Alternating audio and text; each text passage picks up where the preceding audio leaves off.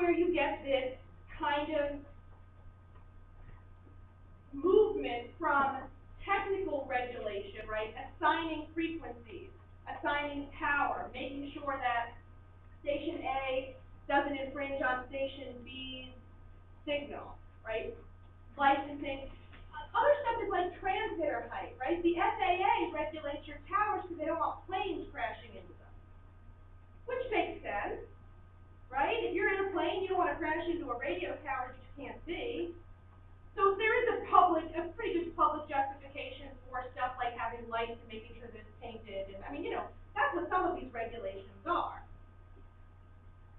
Then there's a whole slew of other things, which is what you're talking about, which is content regulations, and this is highly controversial, right? Like, I can tell you why the government, you know, has done that. That's one of those things that's very much is that part of the public interest. And, you know, there are various and sundry opinions on that idea. Some of that content regulation was based on this early idea that radio was intrusive, that it came into your house, and that because it was a public good, I mean, and I'm not making this up, there were people who advocated that the public needed to be protected.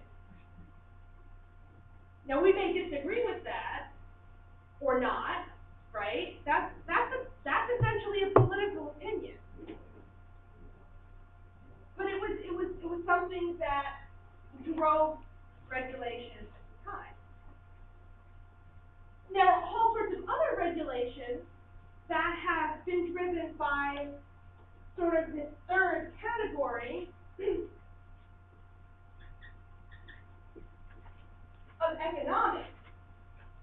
So, okay, we didn't stop at just the point of, okay, we're going to make sure that signals don't overlap and that towers are painted and they have lights on them and stuff like that. There were also questions that came up because they decided, starting with the Radio Act of 1927, to create a commission, which was originally the Federal Radio Commission, and established in that legislation this idea of the public interest. So broadcasters should operate in the public interest, convenience, and necessity.